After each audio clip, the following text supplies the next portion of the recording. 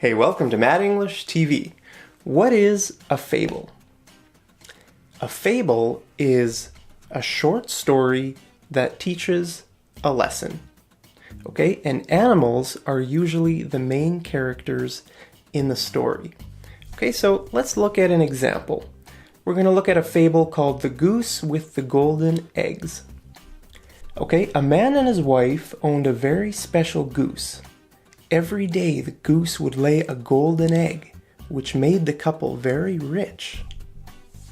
"Just think," said the man's wife, "if we could have all the golden eggs that are inside the goose, we could be richer much faster." "You're right," said the husband.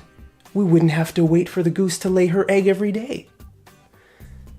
So the couple killed the goose and cut her open, only to find that she was just like every other goose.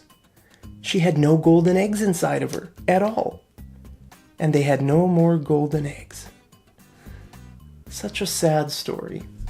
Okay, now very often at the end of the fable, there will be a moral. Okay, it'll tell you the moral of the story right after the fable. So in this fable, the moral of the story is don't be greedy when you already have a good situation in life. Okay, the man and his wife, they had a really good situation, right? They were getting a golden egg every day and they got rich. But they got greedy and they lost everything. Okay, so that's the moral, don't be greedy. Okay, now I want to ask you another question. What is a parable?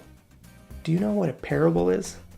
Well, it's a short story that teaches a lesson. So it's very similar to a fable. But the difference is that in parables, usually people are the main character of the story. Okay, so Jesus told a lot of parables in the Bible. Okay, the Bible is a big book that's made up of over 60 smaller books, okay? And 4 of those books are called the Gospels. Okay, Matthew, Mark, hey, that's me. No, this guy's probably a lot more famous than I'll ever be. Okay, so Matthew, Mark, Luke, and John.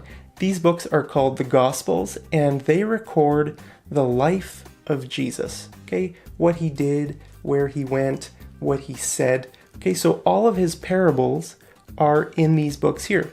So let's look at an example of a parable that's found in Luke chapter 18.